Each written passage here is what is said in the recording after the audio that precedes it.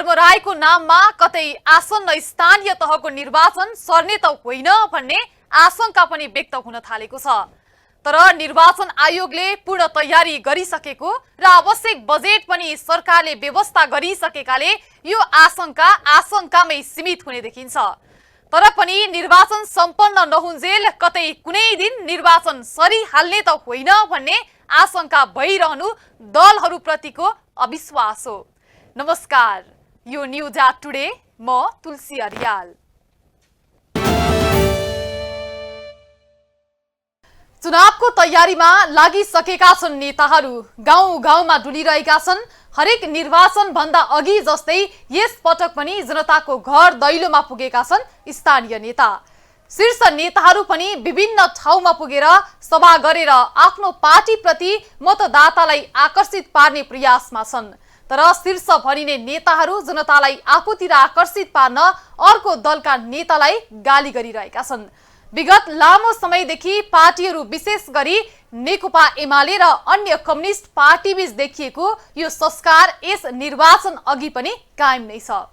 नेता अर्थात् राजनीतिमा नेतृत्व गर्ने व्यक्ति जसको बोली व्यवहार र चालचलन सभ्य र शिष्ट हुनु आवश्यक छ।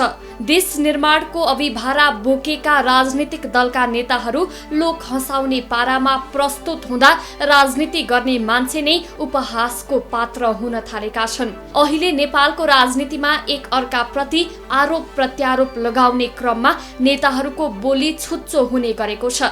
आजभोलि नेताहरूको यस्तो व्यवहार छताछुल्ल भएर आए पनि यसको छनक भने निकै पहिलेदेखि नै देखिएको हो। संविधान निर्माण गर्नुअघि राजनीति त्यस्तै खिचातानीका देखिन्थ्यो र कतिपय नेताहरू यस्तै गैर जिम्मेवार अभिव्यक्ति दिन्थे। 2071 माघमा राजनीति संविधान निर्माणको खिचातानीमा चेपिएको थियो। माओवादी सहित 30 दलीय मोर्चा आन्दोलनमा थियो। उक्त आन्दोलनमाथि टिप्पणी गर्दै तत्कालीन एमालेका अध्यक्ष केपी ओलीले 10 अर्ब रुपैयाँ दिए आन्दोलन स्थगित हुने दाबी गरेका थिए। ओलीको टिप्पणीलाई लिएर आक्रामक बनेको मोर्चाले ओली मानसिक रूपमा बिरामी भएको निर्णय घोषणा गर्दै उनलाई उपचारको सुझाव दिएको थियो। नेकपा एमालेका अध्यक्ष केपी शर्मा ओलीले 30 दलीय मोर्चामा आबद्ध राजनीतिक दलहरूलाई 10 अर्ब दिएमा आन्दोलन रोकिन्छ भन्ने जस्ता अराजनीतिक, भ्रामक, निराधार र गैरजिम्मेवार आरोपको निन्दा एवं भर्त्सना गर्दै उहाँको अभिव्यक्तिले उहाँ शारीरिक मात्र नभई मानसिक असन्तुलन भएको गम्भीर आशंका उत्पन्न भएको हुनाले उहाँको शीघ्र उपचारको व्यवस्था गर्न नेपाल सरकारसँग आवश्यक स्वास्थ्य परीक्षण पश्चात उहाँको स्वास्थ्य स्थिति सामान्य भएको प्रमाणित भएमा उहाँले उठाएको विषयमा उच्च स्तरीय छानबिन आयोग गठन गरी यसको सत्य तथ्य सार्वजनिक गर्न समेत नेपाल सरकारसँग माग गर्दछ। त्यसबेला 30 दलीय मोर्चाको तर्फबाट ओलीमाथि गम्भीर आरोप लगाएको घोषणा गर्ने नेता प्रेम बहादुर सिंह अहिले आफै ओली नेतृत्वको एमालेमा प्रवेश गरेका छन्। पहिले यदाकता बाहेर यस्तो गाली गलौजको अभिव्यक्ति कमै आउँथ्यो। यस्ता कटाक्ष सहितका टिप्पणी आउँदा संस्थागत रूपमा आक्रामक रूपमा आउँथ्यो। पछिल्लो समय भने व्यक्तिगत तहमै आक्रमण हुने गरेको देखिएको छ। तत्कालीन नेकपाको विवाद उत्कर्षमा पुगेका बेला 2077 कार्तिक 28 मा ओलीमाथि विभिन्न आरोप लगाएर प्रचण्डले तत्कालीन नेकपाको सचिवालयको बैठकमा राजनीतिक प्रतिवेदन पेश गरे। जवाफमा ओलीले मङ्सिर 13 गते प्रचण्डमाथि नै काउन्टर आरोप पेश गरे। आरोप प्रत्यारोपको दस्तावेजीकरणले तत्कालीन नेकपा त अस्तित्वमा रहेन, छताछुल्ल भयो। 2077 फागुन 23 गते अदालतले गरेको एमाले माओवादी एकता बदरको फैसलापछि एमाले समेत एक रहेन। एमाले भित्र आरोप प्रत्यारोपको क्रम चलेपछि पार्टी विभाजन गरेर तत्कालीन वरिष्ठ नेता माधव कुमार नेपालले नेकपा एकीकृत समाजवादी पार्टी गठन गरे। कम्युनिस्ट पार्टी भित्र मौलाएको किचलो र गाली गलौज तीव्र रूपमा बढिरहेको छ। चुनावमा जाँदा कांग्रेस के लिएर जान्छ भन्दा अघिल्लो सरकारको भण्डाफोर गरेर उसले जे पाए बोल्छ, जे पायो त्यही बोल्ने कांग्रेसको पुरानो बानी। कांग्रेसले जे पाए त्यही बोल्छ, यो उसको पुरानो बानी हो। तपाईँ हामीले सुनेका छौँ 60 वर्षभन्दा माथिका बुढाबुढीलाई कम्युनिस्ट सरकार बन्यो भने गोली हालेर मार्छ भन्थ्यो। अब बुढाबुढीका छेउमा काङ्ग्रेस जाओस् त। शेरबहादुर देउवा आफै काङ्ग्रेसमा किन छन् भन्दा, बुढो भएर पनि काङ्ग्रेसमा किन छन् शेरबहादुर देउवा भन्दा, उनलाई त्यो 4000 भत्ता के गर्नु छँदैछ, नत्र भने शेरबहादुर देउवा पनि लौरो टेकेर एमालेमा हुन्। तत्कालीन नेकपा हुँदै एमाले विभाजन भएको वर्ष दिनभित्रै एमालेका स्थायी कमिटी सदस्य घनश्याम भुसालले चैत 7 गतेको पोलिट ब्युरो बैठकमा पुनः पार्टी एकताको प्रस्ताव गरेका थिए। तर ओलीले नेपालको प्रवृत्तिको आलोचना गर्दै आफू बाहेक अरू कम्युनिस्ट नै नभएको बताए। वाम एकताको ढोका तत्कालका लागि बन्द भएको ओलीको जवाफ थियो। कम्युनिस्ट नेताहरूको किचलो सैद्धान्तिक हिसाबमा नभएर व्यक्तिगत तहमा हुँदा उनीहरूलाई चुनावका बेलामा तालमेल गर्न समेत कठिन छ। हाल आएर नेताहरूका बीचमा गाली गलौजको श्रृङ्खला बढ्दै गएको छ। निर्वाचन केन्द्रित भएका दलहरूले आफूलाई ठूलो देखाउन पनि एकले अर्कोलाई नाना थरीको आरोप लगाउने प्रवृत्ति बढेको छ। त्यसो त यस्तै खाले आरोप प्रत्यारोपको पछिल्लो श्रृङ्खला तत्कालीन नेपाल कम्युनिस्ट पार्टी नेकपाको विवाद उत्कर्षमा पुगेका बेलादेखि सुरु भएको हो। नेकपा विभाजन हुँदै एमाले फुटेका बेला चर्किएका पूर्व प्रधानमन्त्रीहरू बीचमा केही शान्त थिए। महाधिवेशनमा अल्मलिएका उनीहरू आसन्न स्थानीय तहको निर्वाचन अघि भने पुरानै शैलीमा उत्रिन थालेका छन्।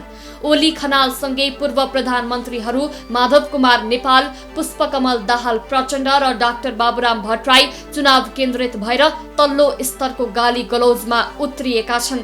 तपाईँ त्यस्तो मान्छे हुनुहुँदो रहेछ। हिजो जनता उत्सव मनाउँदै थिए, जसरी विवाहमा मान्छेहरू नाच्छन्, गाउँछन्, रमाइलो गर्छन्। जनताको लागि आन्दोलन, गणतन्त्रको आन्दोलन, समावेशिताको आन्दोलन, समानुपातिकताको आन्दोलन, लाखौँ लाख जनता सडकमा आउने भनेको त्यो उत्सव हो। मार्चदेखि माओसेतुङसम्म अन्तर्राष्ट्रिय सरबारा वर्गका नेताहरूले आन्दोलन भनेको जनताको उत्सव भनिन्छ। हामी सबै त्यो उत्सवमा नाचेका थियौँ, हामी आन्दोलित थियौँ, उफ्रेका थियौँ, आवेगमा थियौँ, जोसमा थियौँ। तपाईँ रुँदै हिँड्नु भएको थियो त्यो बेला, बैलगाडाको कथा हाल्दै हुन सक्दैन भन्नुहुन्थ्यो। जति बेला जनता र युवाहरू उत्साहित छन्, ठुलो उत्सव मनाइरहेका छन् आन्दोलनको, गणतन्त्रको, तपाईँ रुँदै हिँड्नुभयो, अनौठो गर्नुभयो। एउटा कुरा त हामी बुझिरहेका छौँ, केपी ओली झुटो बोल्न माहिर छ। गफाडी नम्बर 1 छन्। गफाडी भएको हुनाले र झुटो बोल्नलाई माहिर भएको हुनाले जे पनि भनिदिन सक्छन्। आफूले गरेका गल्ती, कमजोरी र अपराधहरूलाई सर्लक्क ढाकछोप गर्ने र अरूलाई मात्र दोषी देखाउने, यो सबै हुन सक्दछ। एमसीसीको कुरा गर्ने हो भने इन्डो पेसिफिकको अङ्ग हुने कुरा ल्याउने को केपी ओली, उनको को मन्त्री प्रदीप गेवाली, कुन मितिमा तिथि हेर्नुहोस्, त्यो मिति भनिदिनुहोस्। अहिले सबैभन्दा बढी गाली गलौजको प्रतिस्पर्धा नेकपा विभाजित हुनु अघि एकै पार्टीमा रहेका नेता ओली, प्रचण्ड, नेपाल र झलनाथ खनाल बीच देखिन्छ। अहिले त समाजवादता ल्याउनै सकिँदैन भनेर 3 पाले व्याख्या गरेका छन्। समाजवाद ल्याउन सकिँदैन भनेर 3 पाले व्याख्या गरेका छन्। त्यस्तो खालको चाहिँ रणभुल्लोमा परेको छ र यो आफै एउटा गन्जागोलको शिकार बनिरहेको पार्टी हो। अब त्यसले जतिसुकै फुर्ती गरे पनि 2/3 त होइन, त्यसको उल्टो 2-3 वटा चाहिँ हुनसक्छ। अब त्यतिले ल्याउने भनेको 2-3 वटा, त्यहाँभन्दा बढी ल्याउन सक्ने सम्भावना मैले चाहिँ देखिदिएको छैन। आरोप प्रत्यारोपमा उत्रिएका पूर्व प्रधानमन्त्रीहरू चुनावी बहसमा भन्दा विरोधीलाई खुइल्याउन तल्लीन छन्। अहिले आएर नेपाली कङ्ग्रेसका नेता गगन थापा पनि त्यस्तै थुच्च गाली गलौजमा लागेको देखिएका छन्। नेताहरू गाली गलौजमा र राजनीतिक भन्दा तल्लो स्तरको व्यवहारमा उत्रिएपछि आम जनताको नजरमा उनीहरू उपहासका पात्र बनेका छन्। 5 दलहरूबीच चुनावी गठबन्धन बनेपछि अहिले नेकपा एमाले एक्लै परेको छ। स्थानीय निर्वाचनको कुरा गर्दा पछिल्लो स्थानीय निर्वाचनमा पनि नेकपा एमाले एक्लै नै लडेको हो। त्यसबेला तत्कालीन माओवादी र नेपाली काङ्ग्रेस गठबन्धनमा थिए। त्यति हुँदा पनि 40% भन्दा बढी स्थानीय तहमा जित हासिल गरेर एमाले सबैभन्दा बलियो पार्टी बनेको थियो। तर यसपटक स्थिति सहज देखिँदैन। एमाले आफै फुटले आहत बनेको छ। त्यसमाथि पछिल्लो चुनाव बढ्दो लोकप्रियतामा रहेको पार्टी अध्यक्ष ओलीको लोकप्रियता अहिले घट्दो स्थितिमा छ। तपाईको विचारमा सबैभन्दा धेरै रङ कसले फेर्छ होला? एकछिन सोच्नुहोस् त। यस प्रश्नको हामीले सानैदेखि सामना गर्दै आएको हो। अधिकांश हामीले सहजै जवाब दिन सक्छौं छेपारोले। तर यस प्रश्नको जवाबलाई पनि चुनौती दिने गरी पछिल्लो समय हाम्रा राजनीतिक दलका नेताले पार्टी फेरबदल गरिरहेका छन्। राजनीतिक दलका नेताको यो पार्टी परिवर्तनको अवस्थालाई हेर्दा लाग्छ कतै भोलि यस प्रश्नको जवाब फेरिने त होइन। पार्टीको विचार र सिद्धान्त लत्ताएर पदमा जसरी पनि पुग्ने नेपाली राजनीतिको प्रवृत्ति विगतमा जस्तो यस वर्ष पनि देखिएको छ। चुनावको मुखमा सिद्धान्त वा विचारको राजनीति त्यागेर अवसरको खोजी भएको प्रश्न हुन्छ। धादिङको रोराङ गाउँपालिकाका अध्यक्ष पित्तबहादुर डल्लाकोटी मंगलबार एमाले अध्यक्ष केपी शर्मा ओली निवास बालकोट पुगेर एमाले प्रवेश गरे। एमाले प्रवेश गरेको 24 घण्टा नबित्दै फेरि बुधबार माओवादीमै फर्किएको घोषणा गरे।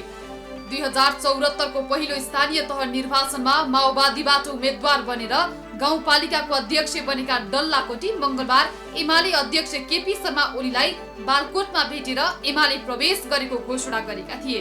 एमाले प्रवेश गरेको 24 घण्टा नबित्दै पुनः उनी माओवादी केन्द्रमा फर्किएका हुन्। गत 2074 को स्थानीय तहको निर्वाचनमा एमालेबाट कञ्चनपुरको बेतकोट नगरपालिकाको प्रमुख पद हत्याएका अशोक कुमार चन्द गत आइतबार एकीकृत समाजवादीमा प्रवेश गरे।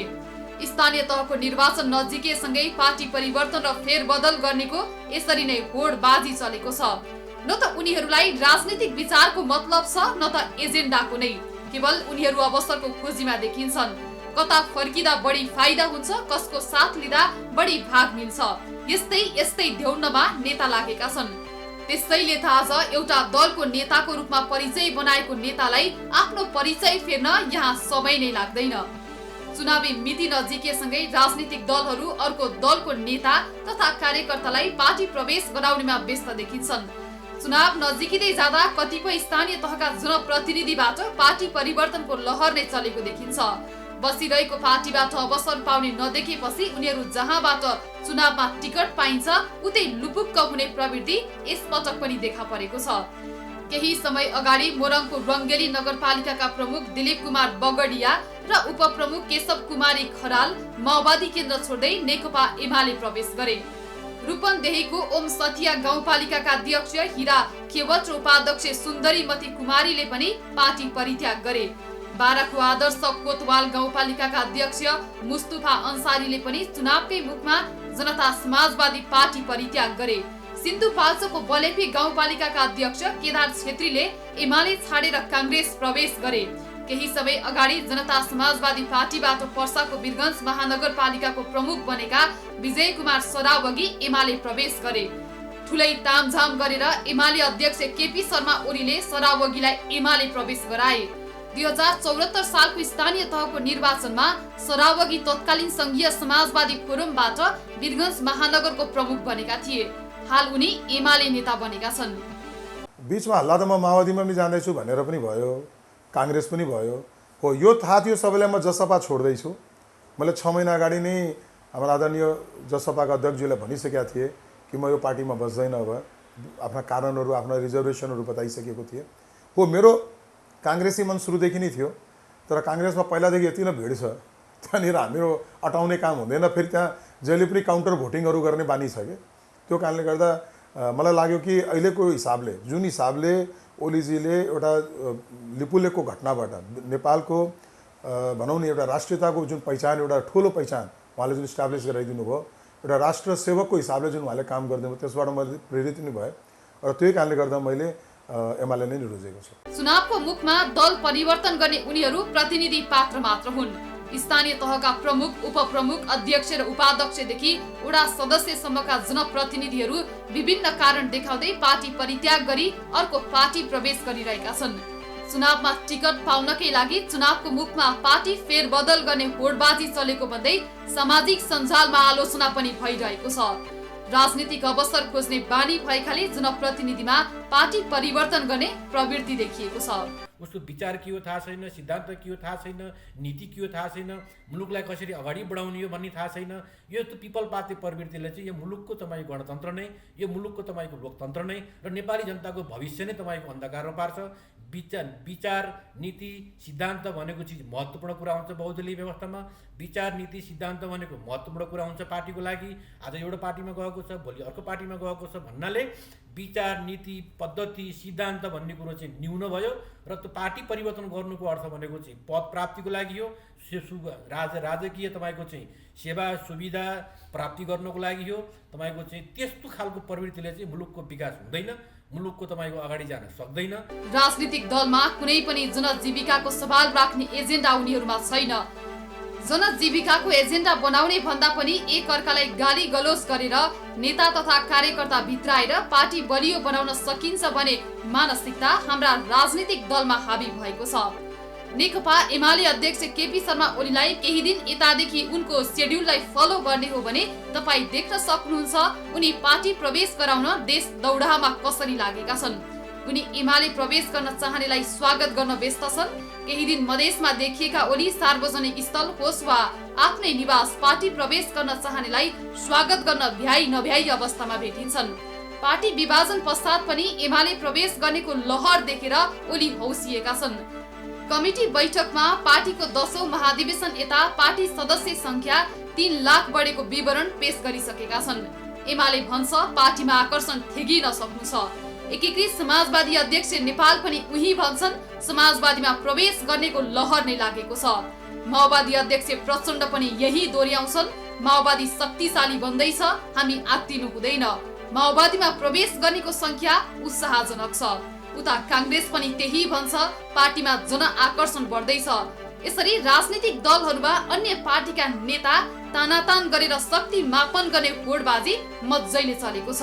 अब को शक्तिशाली को कमजोर मापन गर्ने यस तरिका सही छ वा गलत त्यो अब धेरै पर छैन। निर्वाचन आएसँगै नेताहरू आफ्नो रङ बदल्छन्। सिद्धान्त परम्परा विरासत केही नहेरी पार्टी परिवर्तन गर्न पछि हट्दैनन्। आफैले वर्षौं योगदान दिएर बनाएको पार्टी पनि एक झड्कामा छाड्न तयार हुन्छन्। कारण हुन्छ मात्र सत्ता स्वार्थ। आफू रहेको पार्टीबाट चुनाव लड्न टिकट नपाउने अवस्था देख्यो कि अर्को पार्टी परिवर्तन गरिहाल्ने, कुनै बेला आफैले तथा नाम भनेर गाली गरिरहने पार्टी नै किन नहोस्। स्थानीय निर्वाचन अघि अहिले पनि यस्तै दृश्य दोहोरिन थालेका छन्। यस पटकको स्थानीय तहको निर्वाचन केही रोचक बन्ने देखिन्छ।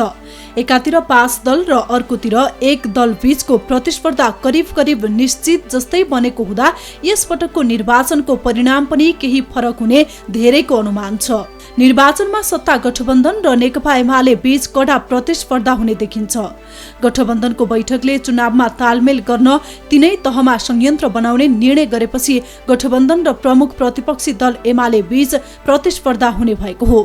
5 दलभित्र मात्रै गठबन्धन गर्ने समझदारीमा सत्ता घटक दल पुगेका छन्। कंग्रेसको केन्द्रीय समितिको बैठकले आवश्यकताको आधारमा चुनावी तालमेल गर्ने निर्णय गरेको थियो। एमाले पनि सत्ता घटक दलसँग स्थानीय तह चुनावमा तालमेल गर्न सक्ने देखिएपछि गठबन्धन बाहिरका दलसँग तालमेल नगर्ने औपचारिक निर्णय भएको हो। एमालेको चैत 9 र 10 गते बसेको केन्द्रीय कमिटिको बैठकले चुनावी तालमेल बारे निर्णय गर्ने अधिकार जिल्ला कमिटिलाई दिएको थियो। यद्यपि हालसम्म एमाले चुनावमा अरू दलसँग सहकार्यका लागि औपचारिक निर्णय भने गरेको छैन। राष्ट्रिय प्रजातन्त्र पार्टी राप्रपा र नेकपा विप्लवसँग तालमेलका लागि एमाले सम्वाद गरेको भए पनि टुङ्गो लागेको छैन। सरकारमा रहेका 5 दल नेपाली कंग्रेस, नेकपा माओवादी केन्द्र, नेकपा एकीकृत समाजवादी, जनता समाजवादी जसपा र राष्ट्रिय जनमोर्चाका साझा उम्मेद्वारसँग एमालेका उम्मेद्वारले एक्लै सामना गर्नुपर्नेछ। गठबन्धनसँग प्रतिस्पर्धा गर्दा 2074 सालको चुनावमा जितेका सिट जोगाउन मुस्किल हुने देखिन्छ। 294 स्थानीय तहमा एमाले चुनाव जितेको थियो। गठबन्धनसँग चुनावी प्रतिस्पर्धा भए 200 भन्दा कम ठाउँमा मात्रै सफलता प्राप्त हुने एमालेको अनुमान छ। सत्ता गठबन्धनको निर्णयसँगै एमाले भने दबावमा परेको छ। सत्ता गठबन्धनलाई चुनावी तालमेल गर्नबाट रोक्न एमाले असफल भएको हो। फागुन 15 गते प्रतिनिधि सभामा एमसीसीसँगको सम्झौता पारित हुनु अघि नै एमाले गठबन्धनलाई विभाजन गर्न गृह कार्य गरेको थियो। तर सभामुख अग्निप्रसाद सापकोटालाई हटाउनु पर्ने अडानबाट ओली पछि नहटेपछि भने कांग्रेस एमाले समीकरण बन्न सकेन। एमाले एक्लै चुनावमा जानुपर्ने दबावमा पर्दा गठबन्धनमा रहेका 5 दल भने जसरी पनि एमालेका उम्मेदवारलाई हराउनु पर्ने रणनीतिमा छन्। संघमा अध्यक्ष ओलीको सरकार जोगाउन नसकेको एमाले 5 प्रदेशमा पनि सरकार गुमाएको थियो। फेरि अहिले स्थानीय तहमा आफ्नो वर्चस्व कायम राख्न एमालेलाई चुनौती हुने भएको छ। तत्कालीन वरिष्ठ नेता माधव कुमार नेपालले पार्टी विभाजन गरेर एकीकृत समाजवादी गठन गरेपछि विभाजनको असर चुनावमा पर्ने एमाले वृत्तमा चर्चा छ। एकातिर विभाजन र अर्कोतिर सत्ता गठबन्धनलाई पन्छ्याएर चुनाव जित्न चुनौती हुने भएकाले एमालेका नेताहरूले गठबन्धन हुन नदिन भूमिका खेल्न अध्यक्ष ओलीलाई सुझाएका थिए। एमाले विरुद्ध गठबन्धन भए स्थानीय तहमा शक्ति गुम्ने उनीहरूको मत थियो। तर अध्यक्ष ओलीले भने एमाले एक्लै पनि चुनावमा जित्न सक्ने भन्दै सत्ता गठबन्धन विरुद्ध कुनै दलसँग चुनावमा सहकार्य गरेर जान आवश्यक नभएको बताउन छोडेका छैनन्। कतिपय साथीहरूलाई लाग्न सक्छ गठबन्धन गरेका छन् अप्ठ्यारो पर्छ कि भनेर। मैले भन्ने गरेछु यदि एउटा तराजुमा 1-1 किलोका 5वटा ढक एकातिर राख्नुभयो अनि क्विन्टलको ढक एकातिर राख्नुभयो भने के हुन्छ? नेकपा एमाले क्विन्टलको ढक जस्तो हो, 5वटा गठबन्धन भनेको 1-1 किलोका ढक जस्तो हो। त्यो 5वटाको गठबन्धनले के गर्छ? एक्लै एमालेसँग लड्न आउने अबको नेपालमा कुनै पनि पार्टीले नचिताए हुन्छ। पार्टी विभाजनले एमालेको जनमतमा कमी नआएको रटान मार्न भने ओली अझै छाड्दैनन्। उल्टै भनिदिन्छन् पार्टी कमजोर होइन थप शक्तिशाली बन्दै गएको छ। ओली पार्टी विभाजनको असर कम देखाउन हाल देश दौडाहामा छन्। उनले पार्टी प्रवेश अभियान चलाइरहेका छन् भने कार्यकर्ताको मनोवैज्ञानिक त्रास हटाउन चुनावको तयारीका लागि बसेको चैत 10 गतेको केन्द्रीय कमिटीको बैठकमा नेताहरूलाई निर्देशन दिएका थिए। माओवादी र एकीकृत समाजवादीका नेताहरूलाई एमाले प्रवेश गराएर जनमत आफ्नो पक्षमा पार्ने रणनीतिमा छ एमाले। केही ठाउँमा एकीकृत समाजवादीका नेता कार्यकर्तालाई पार्टी प्रवेश गराउन पनि एमाले सफल भएको छ। तर ओलीको देश दौडाहा र पार्टी प्रवेशको अभियानले मात्रै स्थानीय तहको चुनावमा एमालेलाई हुने नोक्सान रोक्न नसकिने देखिन्छ। केही गडबडी भएन भने कमसे कम स्थानीय निर्वाचनसम्म सत्ता गठबन्धन कायम रहने देखिन्छ। गठबन्धन कायम रहने संकेत स्वरूप नै गठबन्धनले साझा व्यक्तिको रूपमा गोविन्द बन्दीलाई कानून मन्त्री बनाएको छ। बन्दी तिनै व्यक्ति हुन् जसले गठबन्धनलाई एमसीसी पारित गराउन बाटो सुझाएका थिए। त्यसैको उपहार पाए उनले मन्त्री पद। यता निर्वाचन अघिसम्म अनेक प्रकारका राजनीतिक रमिता भने जारी नै रहनेछन्। रमितामा रमाउँदै जनताले सही निर्णय गर्न सकुन्। हस्त न्यूज एट टुडे आजलाई यति नै। हामी सबै बिदा हुन्छौं। नमस्ते।